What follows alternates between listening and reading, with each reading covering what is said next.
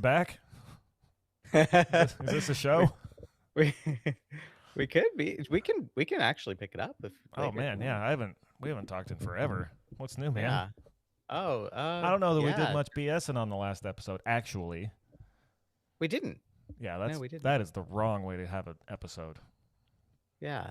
So Yeah. your truck finally has 4 wheels. What's that all about?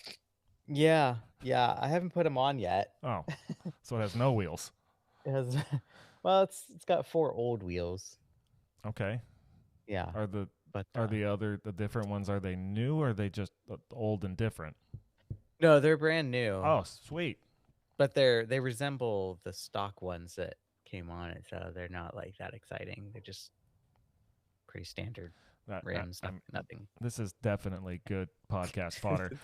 So the ones you have, are they the original ones? And the ones you were putting on, do they look just like them but not them? No. Okay. No, the ones I have are the original ones. All The right. ones I'm putting on, there were 2 that came from the factory. 2 wheels. Got 2 it. different wheels. Oh, different wheels. The ones I'm putting on look like that other set that came from the factory. Very similar to that. Yeah. You told me recently, like you've been working on your truck and did some engine work and it's making noise, and then you were like, I finally bought my 4th wheel, and I was like, bro, that's what your noise was. Yeah. Driving around with 3 wheels. You only had 3 wheels. I'm curious though, how long did it take to collect a set of these things? It's been a while because they're like $150 a piece, and I'm kind of broke, so I don't like to buy them. I didn't want to buy them all at once. Oh, okay. I thought you were searching for them. No, I finally found the last one. The PA's de resistance. I wish it was that exciting. No, that's what it was. We're gonna go with that's what it was. Okay, yeah. But now I have to put tires on, and that's gonna be like $600. Yeah, those are the same cost a piece, my guy. Yeah, I know, which is why I split up the cost. So yeah, that was my goal. Yeah, well, budget is budget. Can't be not building. But, we all got a budget. Yeah. I could have bought them all at once. I'm fine. I don't know. It just felt better to just not spend like $1,200 or spread it out over like a year. I spent a whole pile of money when I put wheels on my truck all at once. And yeah, you put. Yeah. But I waited years to do it. Still, it was like so hard to click that. Actually, I had to call and place the order. I know. It's yeah. But yeah. Because I think part of it is because it's like it's not actually necessary. Like, you don't false. I beg your pardon. I mean, obviously you want it because it makes it look cooler, but it's like it's not. Keeping it running is more important, I think. No, I don't think so. No, okay. Hell no. Different. No. Oh, wait, you did just put tires on today. Yeah, your Buick. That was a whole adventure. Which is very cool. Oh man, dude! And what did that set you back? We have time. Those were, I think, they were $600. Oh, okay. And like mounted and balanced and out the door, ready to go. That's not that bad. And they're white walls. Not that anyone cares. Cool. Did I play the intro on this episode? I don't know. No. There we go. Hey, welcome to the show. Yeah. Welcome to Focused on Cars with Nick Carburetor and Ted Car Parts. I didn't have notes prepared for that at all. I think you were Nick Carburetor before. Probably at some point. We are those weirdos, I think, that would talk about tires Nicholas for a really long time. We won't do. We'll try not to. Hasn't been. It hasn't been 5 minutes, but I'm about to tell a tire story. Yeah, tell me the tire story. Well, you know the tire story. I'm gonna tell the people. Welcome, people, to Focused on Nothing. The tire story with the Buick, '95 Buick Roadmaster wagon. Google that. It's beautiful. Best car ever made. Station wagon. Best station wagon. They're awesome. There might be better cars, but we can debate that later.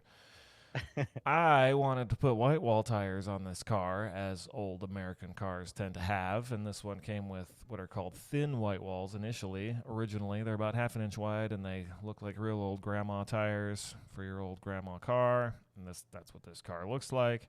But I found something that looked a little bit cooler on the interwebs, and they were like 2-inch white walls, and they were reasonably priced. So I ordered 4 of them from a company that had decent reviews, and many of them. I think it was the many of them that made the average decent based on where we're going. Because I did find some mixed reviews, like had a hard time or needed to return them and they wouldn't pay return shipping. And, you know, once you get big enough, there's good, there's bad. Well, if overall's good, you know, maybe give it a go. So I did. I got 2 tracking numbers immediately. 2 tires apiece because I ordered 4. My mustache is stuck in my microphone. Okay. Mesh me out here. For you. I apologize. Ordered 4 on a Saturday. Monday, I get or Tuesday. It was quick. A notification, 1 delivery is coming today. 2 tires are going to show up. I'm like, oh, sweet. And then unlike the cylinder head story for the same car where I ordered 2 and then it was blocked by my bank and then I ordered 2 and it was approved by my bank and then I ended up buying 4, which was a huge mistake. My car only uses 2 and they're not cheap. Way more than tires. Back to tires. 2 show up. Crystal comes home, finds tires. I forget what triggered me to question said tires, but I was like, can you send me pictures? And she did, and they were not the tires I ordered at all. I ordered white wall tires with an old 90s car-looking tread. I got white letter tires with like a 70s muscle car-looking tread. They look like tires for the Pinto, because those are actually white letter, and it's the same tread. Huh. Yeah, it was great. So I tried to get hold of this company for a week via email, via automated chatbot, via telephone on hold. At one point, I was on hold for 2 hours getting the automated update. Someone will be with you within 17 minutes. Thank you for holding.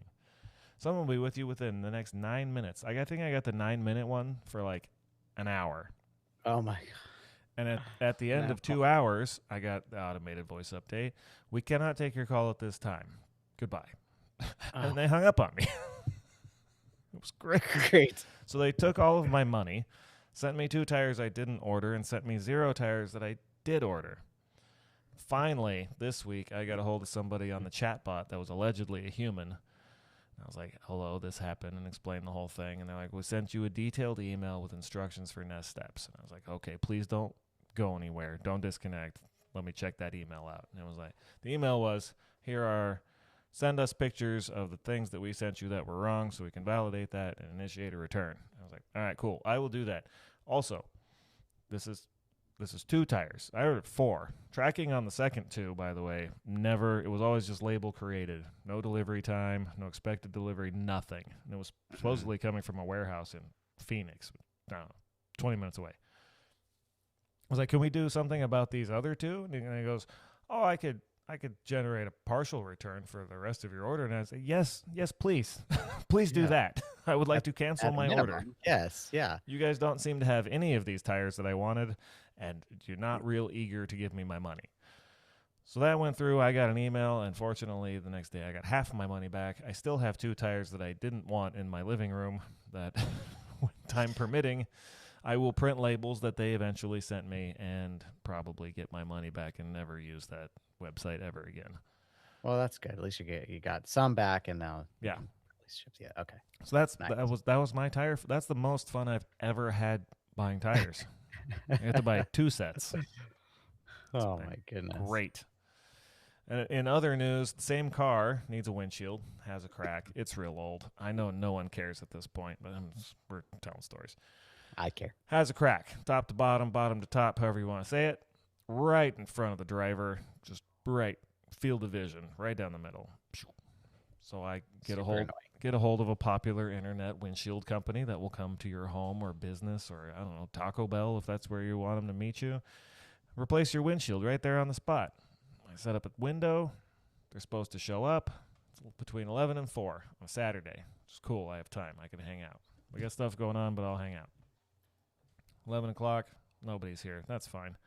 Gets to about 3:45, and I message said company who's been texting me with updates about how to prepare and make sure you're ready and make sure there's space and make sure the window goes up and all the stuff. Hey, is this guy, person, lady, I don't know. Is this person coming? Oh, we'll have them contact you. Guy calls me. Cool. Yeah, running late. I'm across town. It's a big town. I'll probably be there around 5. All right, cool. Thanks for letting me know. Guy shows up at 5:15. Pulls out new windshield. Car's ready. Looks at the part numbers. Oh, these aren't the exact same number. These aren't the same number. I can't cross-reference this or call someone or get any information to see if this is the right windshield. And I'm looking at it, I'm like, that looks like the right windshield. It's, tall and wide and curvy. And I was like, I don't know if you want to, but I could help you, like, hold it up here, and we could see if it's the same. Yeah. No, we don't want to do that. So he's like, I'm going to leave, and someone will call you on Monday. So he left. Okay. After showing up an hour and 15 minutes late to my appointment. That didn't matter. With the wrong window. With probably the right window, in my opinion. Probably, well, yeah, but yeah. And Monday comes, and what do you know? No one calls. So Tuesday, I get on the chatbot thing, and I'm like, hey, I need to schedule this. And they're like, well, how about this 5 hours? I'm like, I can't do that. And they're like, well, when can you do it? And I go, I can't do a 5-hour window for like a month. That was the only day I could. I was home. I was ready. Guy was late. I was still ready. He left. Well, that's all we can do via, remote service. Oh, all right, cool. So tomorrow I'm going down to their shop that I didn't want to go to, hoping that there's enough people there and expertise that they can get the job done. And apparently taking it into the shop, fun fact, pro tip, can save you 93 cents on a windshield. Well, when I scheduled to go in, they were like, we owe you 93 cents. And I was like, I don't know why, but okay, thank you. Weird. Okay. It's fun. That was fun. Yeah. So next episode, for anybody who is willing to come back after all of that BS, thank you for listening. I'll give an update as to whether or not I got a windshield or I just have a giant hole in the front of my car. It's going to be one or the other. We'll see what happens. Yeah, this is the non-glamorous side of doing work on your own cars and having old cars and doing weird stuff like this. You end up in a lot of strange places. And not that, I mean, this is like, come on, this company seems is fine. A big one. Oh, it's a large company. And It's a very large. I'm not trying to rip on anybody here, but this is a very people replace windshields all the time. Like this, that's not what I'm talking about. But there are things where like you find yourself in some sketchy places and scary parts of town. Yeah, I get to go to a downtown that I usually don't go to. It'll be fine. It'll be fun. But it's just weird stuff happens, and you're like, how did I end up here? Well, it's really our own fault. This car is 30 years old. These people are probably used to working on cars that are 5 to 10 years old, and they have nice soft moldings, and everything is fairly fresh and comes apart. My guess is, guy saw the car and he was like, I don't want to touch that. You think that's what it was? I think that was probably about half of it. The part numbers were different. They were different by one, but also it looked pretty good to me. He does it all day long. Maybe he saw something I didn't. I don't know. Maybe, but I feel like if you could Google that and probably. I think you would. I think you, as the company representative, could look up the part numbers and reference them and be like, "Oh, here's the difference." Yeah, we have it on record because this is our part number because this is our part. Nah. Let's not get crazy. Mm-hmm. All right, well, that's enough of that BS. We are back. It is episode 2, given the title of this show, about a man named Troy and his bear suit. In episode 1, we talked about bear suits. We had a mock interview. Nick was Ms. Landman. Thank you for covering that one. We had some folly. It was beautiful. We talked about some folly. And now we are getting into the one, the only, there was 8 versions of it. So the 8 Ursa suits. Wow, there were 8. I think there was 8 of them. And while there were not 9, that is because Troy, sadly, was not. He's not making any more of them. Yeah, he was in a car accident. It wasn't great. I don't think it was. It was a head-on thing. It didn't go well. But otherwise, we might have had more. So, should have been wearing the suit. You couldn't walk. We'll get there. You shouldn't have. Pay attention while you're driving, folks. Don't text and drive. Here's your PSA. I did it. Welcome to the show. Okay. So the main focus of the rest of my notes and this whole episode is the testing he did on this suit and talking a little bit about the documentary and the live in-person experiences he had with his suit, his bear-proof suit. Troy Hurtubise, the man who made the Ursa suit to observe grizzly bears in the wild, in case because I know I didn't say any of that on this episode. He tested it. He tested it thoroughly, and he went out in the wilderness, and he tried to get attacked by a bear. And that's what we're here to talk about today, not just tires. Also, but we could. Also, check your tires, because it's a safety issue. You should make sure they're inflated properly, rotate them if necessary. I'm not going to say how often, because I think, well, I just don't do it as often as you're told. I never rotate my tires. I do it because my truck in particular, was aligned by me in the driveway. So when it starts getting a little uneven, I will rotate them to make them wear at the same kind of rate. I think that's fine. Or you could get an alignment. They still don't wear out at the same rate, though. It's always a little bit different. Anyhow, time to get into what it was made of, how one wears a suit of said nature, and more importantly, how you test it to prove that it will withstand a grizzly bear attack. Yeah, let's do it. Are you ready? I'm ready. Okay.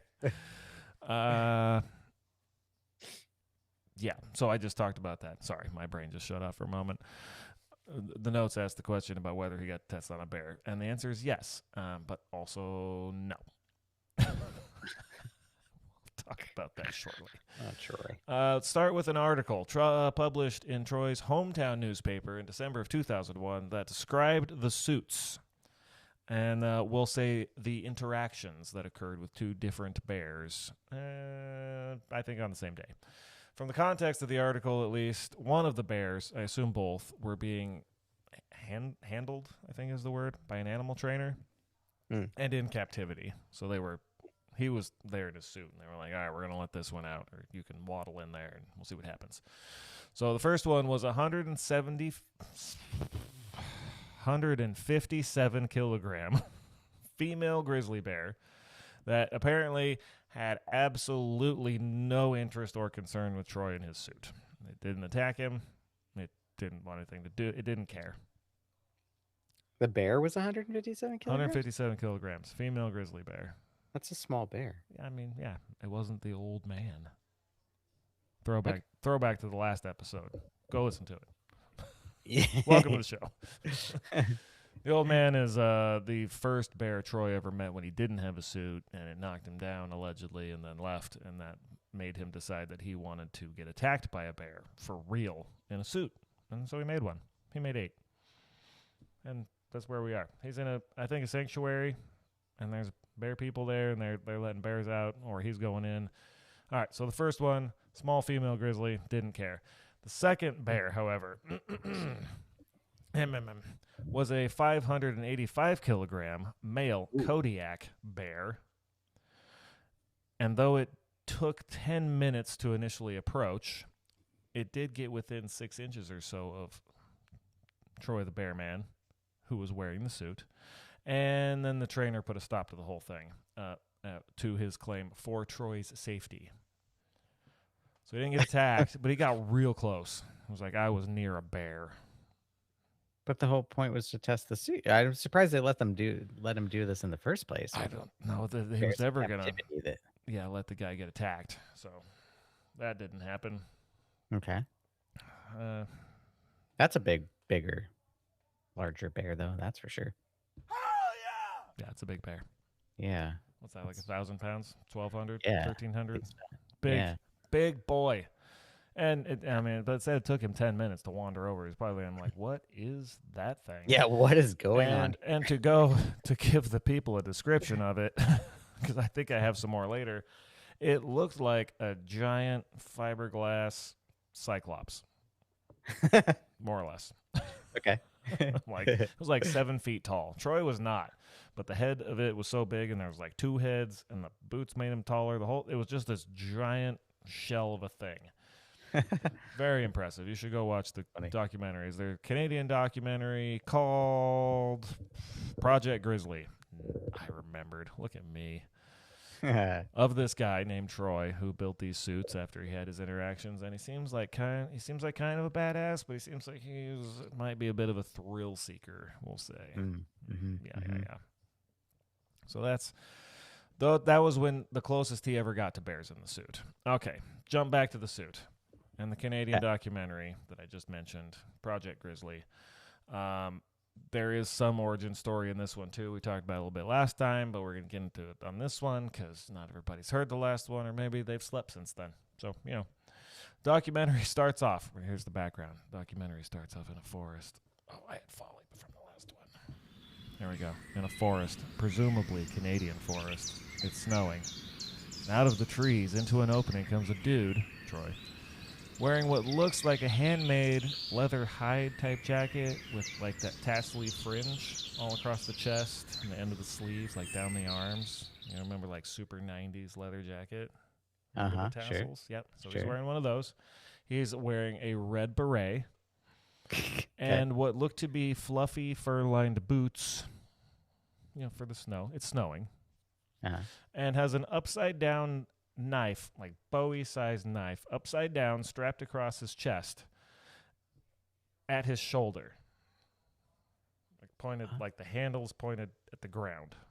But he's got it, like he's ready, like you can reach across your chest, just rip that out and attack a grizzly bear any second. I don't know. That's how the documentary starts. Now I've carried a few knives. I've been out in the woods a few times.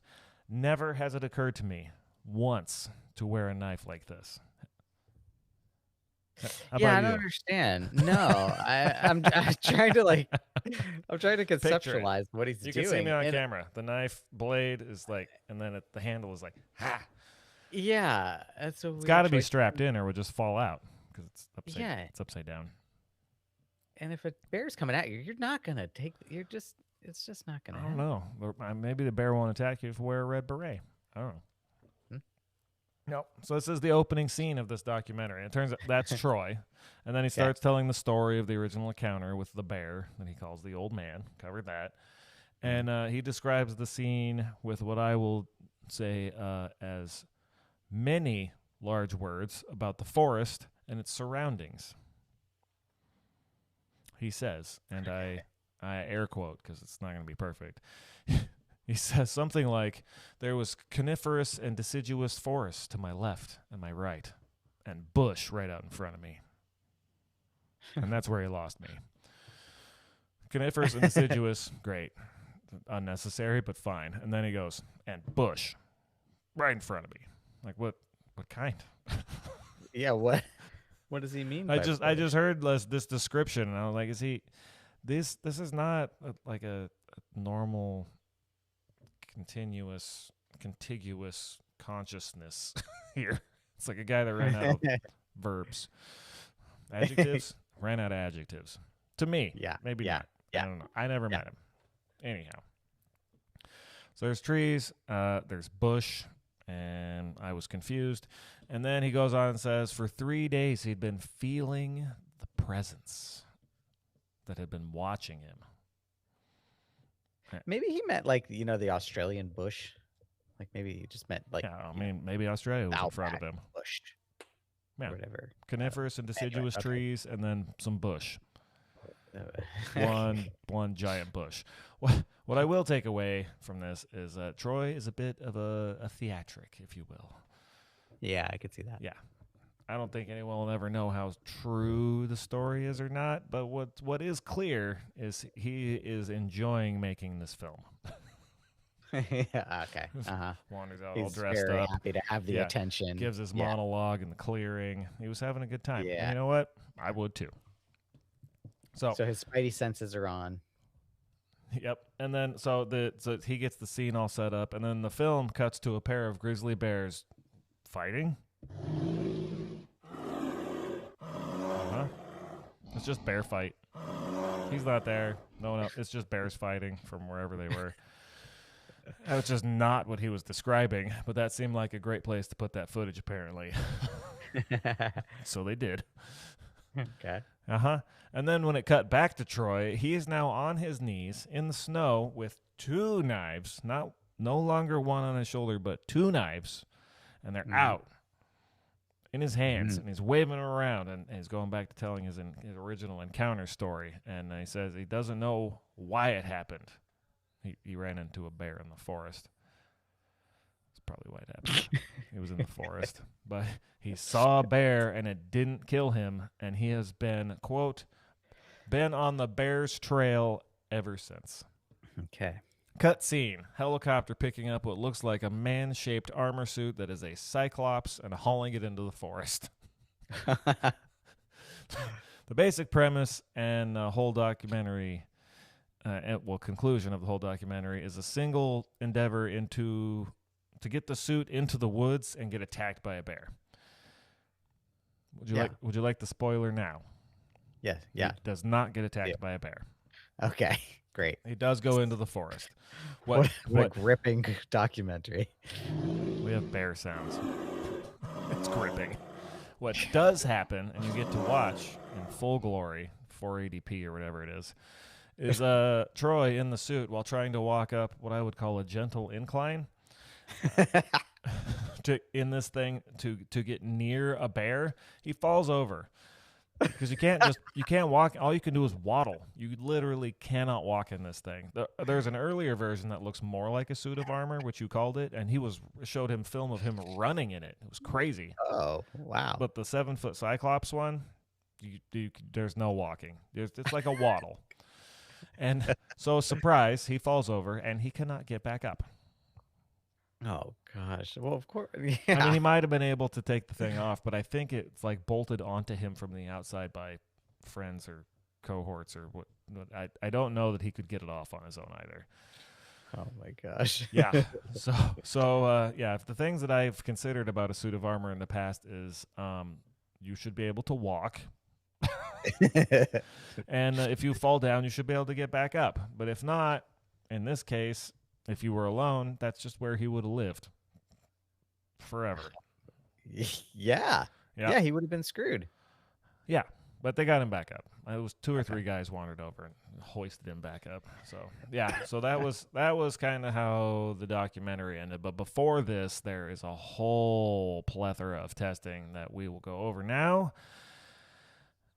It's only about a page of notes, so I can't imagine that taking more than 5 minutes. And that's really where the good is in this. You can go watch the documentary and see the rest of it, and you'll even see some of what I'm talking about. But we just have to talk about it. So It sounds like this thing was so large and just indestructible that, like, of course, it would probably work. yes, absolutely, because it was like you might as well just be inside a block of concrete. I was to say, build a wall around yourself. I am in a cage. Hurt me, bear. Yeah. It was like that, but it was more human shaped, and it looked like a cyclops. Oh, And I think it had a fan inside it to cool his face off, because nobody likes wearing a mask and having a hot face. you know, they have those like bear, I don't know what you got, like the Canisters. trash cans, the canisters. Yeah. Bear canister. Like it's a human size one of those. With a window, With a window. because you can't walk.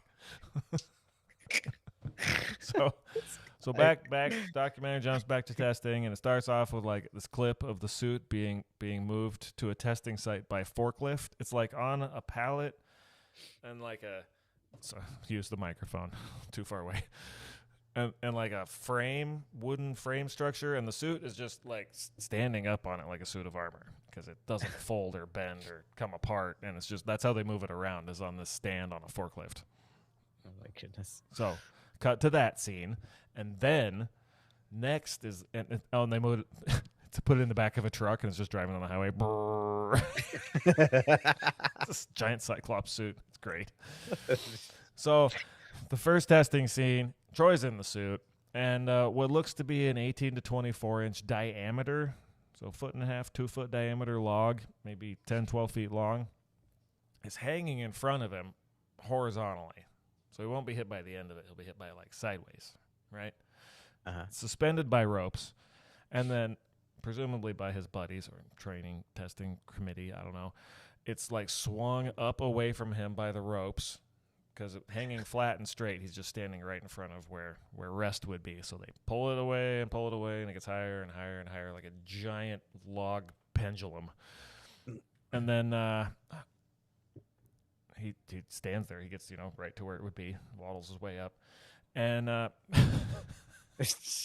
very audibly, you could hear that he's ready. All right, ready. And then after a quick, here it comes, the log is released. Smashes directly into his chest, and guy is just leveled to the ground, just straight over on the ground, where he undoubtedly can't get back up. Of course. You have a question? Like Jackass stuff, like pre-Jackass. Actually, it might have been around by then. I don't know. Hell yeah. Yeah. Yes. With a 7-foot Cyclops suit on. Yeah. Now jump to the next scene. Same action, but close up this time. And after he's thoroughly smashed into the ground, it takes 3 dudes to pick him back up. 3. Well, yeah, because they're moving this thing on a forklift. It's got to be really heavy. Yeah, I don't have the weight of it. I'm sure they mentioned it. But so they open the outer helmet, and then they take off his inner crash helmet, which may or may not be a bicycle helmet. And then his feedback about the incident that he's just encountered is so this is a quote: "If I had a mouthpiece, with a mouthpiece, you could do that all day long." So to people who, what is he talking about? So for sports, they make these mouthpieces, and they're moldables. You can put them in hot water and then put them in your mouth and bite down real hard, and they mold to your teeth. So when you get hit in the face real hard, like playing football, you don't lose your teeth. Yeah. Apparently, he didn't have one. What he did have was what looked like some newspaper between his teeth that he pulled out after they took his helmets off. So you know what would be great? Like a mouthpiece. Like, bro, you spent years building this thing out of chainmail and hockey pads and sheet metal and fiberglass and airbags apparently, and it had fans in it. And you don't have a $4 mouthpiece? Yeah, what in the world? I don't know.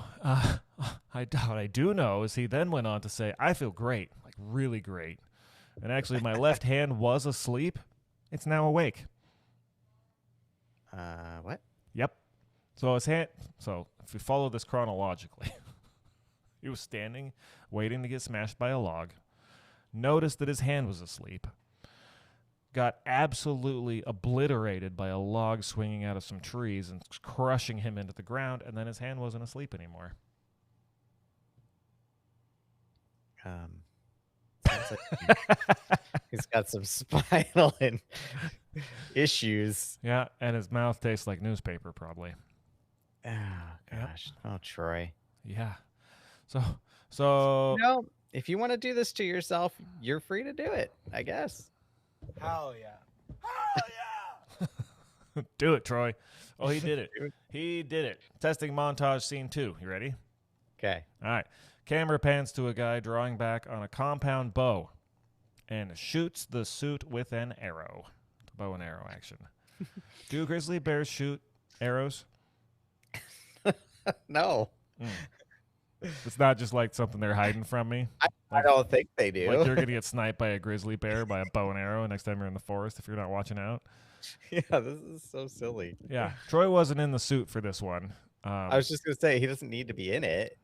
Like, no, he wasn't. They were just shooting. They were like on a shooting range. So then okay. Jump to phase 2 of this is the suit propped up on the shooting range and another guy shooting it with a shotgun. Oh gosh. A shotgun. Maybe because if you came across this guy in the forest, you might just decide to shoot it because you'd be like, "What the hell is that?" I guess that's probably good preparation. Yeah, that is an excellent point. Well, look, if you're not prepared to do the research, Brian, why make the statement in the first place? He was doing the research. So wow. when said suit was shot with said shotgun, I'd say that twice or even once because I didn't. The Cyclops head falls off and the whole thing falls over because apparently it was enough of a jostle that the stand wasn't working out. Great. Yeah. So quick recap. What we've learned so far. A log cannot stop the suit. An arrow shot by a bear cannot stop this suit. And now, a direct chest shot from a shotgun may be able to stop the suit, but we're in luck because grizzly bears have a very hard time loading shotguns. Yeah. So Pulling triggers. And so probably not a huge concern. Yeah. It turns out the test, the shotgun test was actually to demonstrate that a balloon inside the suit did not pop when shot from short range. Okay. Yep. I mean, That means the shot didn't get through the suit is what that means. Yeah, I mean, that's fine, but like, I understand you're like, okay, let's apply some serious force to this, which is shooting with a shotgun, but Yeah. that doesn't equate to a bear. Yeah, and you know what balloons do? Way better than my ribs. They squish way down before they pop, depending on how you do it. That's true. My ribs, no. They might Yeah, flex. yeah. I'm no doctor. 2 inches, and then they're broken. Yeah, that's a good point. Yep. Well. All right, next test. Actually, previous tests. Now the film cuts to what I'm assuming is homemade footage because they're testing the Ursus Suit Series 5. I believe during the video we've been testing Series 6, and then the other one that's 7. I don't know. Okay. Yeah. Oh, no. Series 5 is the one that actually looks like a suit of armor because it shows him running in it. And then apparently it wasn't good enough, so then Series 6 was born. But Series 5 testing does include hitting Troy with a 2x4 in the head, Troy holding his arms out, and the guy karate chopping it with what looks like a cricket bat, which knocks him to the ground. Again, did anyone look Nope. at what a bear, No. what a bear's force? These 2x4s didn't have claws. No, at some point there is mention of a force, but I don't think cricket bats and 2x4s follow into that reality. So after he gets hit with the bat, he falls to the ground, he gets back up, and what does he do? You guessed it. Holds out the other arm. Friend 2, karate chop the cricket bat. Jablat. Troy is once again unscathed. He's a beast. And a couple of quick whacks to the chest from each of his buddy. They're like King Kong, but it's from his buddies with bats. Yeah, not as strong as a bear. And then they decide to be like, you know what? This testing is silly. So they hit him in the face at the exact same time, and it absolutely levels him. Absolutely levels him. Oh man! But he gets back up and jumps around. And looks like he's fine, and that was testing for the Ursus 5 suit. It was a definite good prototype. There's no saying it wasn't. He felt great. Yeah. Yeah. And now we get into what I think is the greatest part, the greatest film footage that I've ever seen. Honestly. Remember the sideways log that like clothesline Troy from 5 minutes ago? Yeah. Good. Imagine that, but this time it's the round end of the log swinging from a rope that absolutely smashes him in the face, knocks him over backwards, and it just looks like a rag doll, just like feet up, just flies back. Wow. Uh-huh.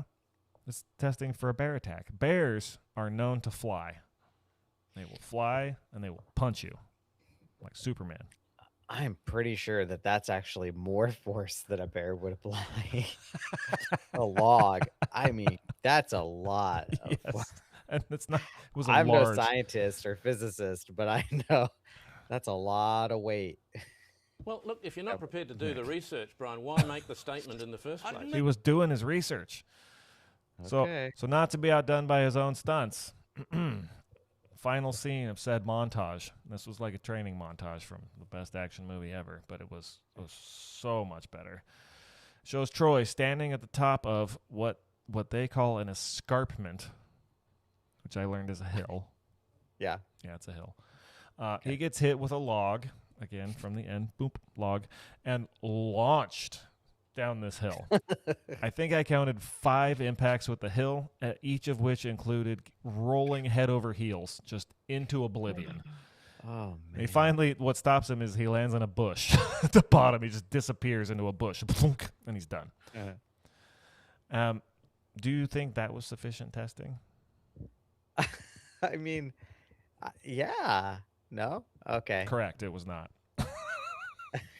Because after that, Oh, he didn't. They had to light it on fire too. oh, I didn't. I probably did that. I didn't see footage of it. So that was my favorite one. Was just getting launched off the hill. He did that several Man. times.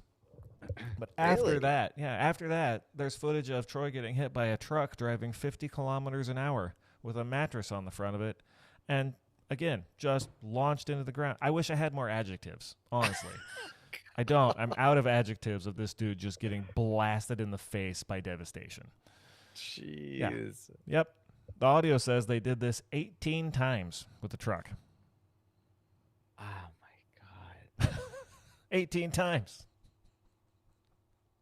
And then when he Remember went, what? remember when you had did you ever you probably did it. When you put the egg in school. Oh, I You'd had have to to do like a that. little enclosure and you drop it off the I had to second do. story. I had to do that in college. You did? Oh, I so much did. fun. It was That's the great. human version of this. Yeah, I didn't feel bad when the egg broke. No. Every time I break my ribs, I'm sad. Yeah. Oh my goodness. Okay. Yeah. Go on. No. When we did that, I think I did most of the design because I'm a nerd. It was for an intro to engineering class, but we went up. It was at the community college. Went up on the second floor and threw them off the roof and saw how they did. It was pretty cool. It was fun. It's really fun. I would do it now. Yeah. Yeah. And for testing for that, there was like design, and we had a team and development, and I tried this and do that, and we think it should look like this. So I like made the prototype thing. And at that point, my kids were small enough. We still had the big swing set in the backyard. So I climbed up on the top of the swing set and threw it off the top to test it, which wasn't Nice. quite as high, and it landed in the grass. But that was my testing platform. It was fun. Do you remember what material you used? I think we had paper and popsicle sticks. Oh, wow. Why? I don't know. It survived that with Yeah. paper? Wow. We ended up making like a makeshift parachute, basically. Oh, To cool. slow it down. Some other teams skipped the whole parachute thing and just tried to make a structure that would crush on impact, but not so bad that the egg exploded. Yeah. Yeah, it was cool. There's a bunch of different. Yeah, designs. I thought it was so cool that the different ideas that people came up with, even in like eighth grade or something. Yeah, I definitely did not do that in Like- 8th grade. I was like 30. Yeah, it's still cool. Like, I remember someone used that like that expanding foam, which was smart, and the egg survived, but then trying to get the egg out of it, they broke it. because- Yeah, that'll do that. Yeah. Well, at that That's point, funny. you just like it survived the travel or whatever. Like we're whatever scenario, traveling across the desert or overseas, or in this this thing has to. Well, it made it at that point. So if you break it when you're getting it open, you just cook it and eat it. That's true. Yeah, It's all good. exactly. It Exactly. it Scrambled up. survived the journey. Now you can eat it. Yeah. Oh man, scrambled. Troy has scrambled. That dude. That is a whole mess. But he did it, and then they made a documentary about it, and he went out in the forest, and then there was like video of him, and way off in the distance, I think there was a bear, but he never actually did get to be attacked by a bear or see a live birth, which apparently was a goal. That's too bad.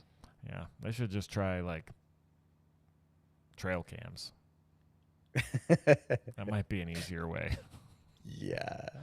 Oh, bears live, they hibernate, and that they probably give birth like in caves or dens or whatever. While they're not there, and you figure they're going to be back in a couple of months to do that stuff, you just put a cam in there, a little motion sensor, Yeah. trail cam, seems fine. I'm sure we have that now. Maybe I don't know. I didn't look for bear births, and I'm not gonna. But the legend of Troy lives on. So that's what I have for Troy, the bear suit man. I recommend to everyone, honestly, go watch the documentary because it's thoroughly insane. Yeah. And somehow, shout out to Troy for managing to survive all of the testing. What a nutcase. So that was crazy. For that, he won an Ig Nobel Prize. We talked about that a bit, and he honestly lives rent-free in my brain for the rest of my life. The dude's a legend. Yeah, good for him. Yeah. And that's what I've got. That's what I have for a show. I think we timed that perfectly. All right. Yeah, I think, yeah. If anybody disagrees, it's focusedonnothing@gmail.com. If this is the worst podcast you've ever heard, please drop me a line. If you have show recommendations, I would consider them. So far, we've gotten emails lately about our exposure on YouTube and how we need to make it better because it's terrible. I also saw an article today that I knew YouTube was like the most popular podcasting platform in the world, which makes no sense to me because it's videos. But that article it's that way because people want videos of podcasts. They don't want audio. And audio people are old and boring and they listen to the radio. I know, it's weird. It's... That was one of the first feedbacks I got. It was like, oh, you're going to do video? I was like, no, it's a podcast. Yeah, like, what are you going to look at? Just people us. Talking? Like, I don't... They're going to look at me with my books behind me, and they're going to look at you on vacation.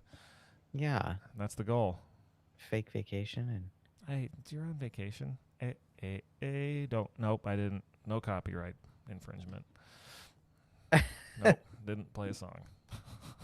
That's also a great video. You can sing it.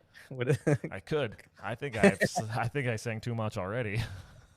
We just lost 2 listeners. That's big. Oh.